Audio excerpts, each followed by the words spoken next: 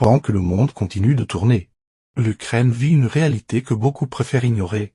Chaque jour, des villes se réveillent dans l'incertitude sans savoir si l'électricité tiendra, si les infrastructures fonctionneront ou si la nuit sera calme. La guerre ne se résume pas à des cartes ou à des lignes de front.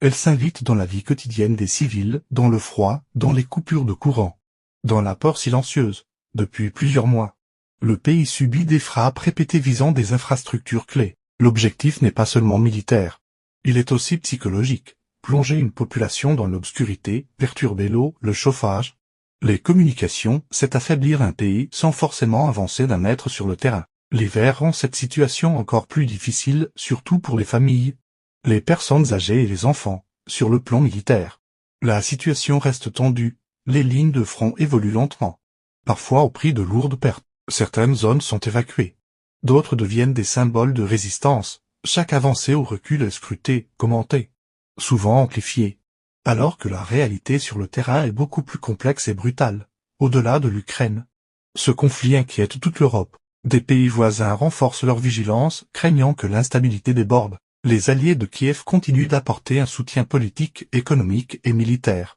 tandis que les appels à une solution diplomatique se heurtent à une réalité où aucun camp ne veut apparaître comme celui qui recule. Mais au milieu de ces jeux de pouvoir, ce sont surtout les civils qui paient le prix.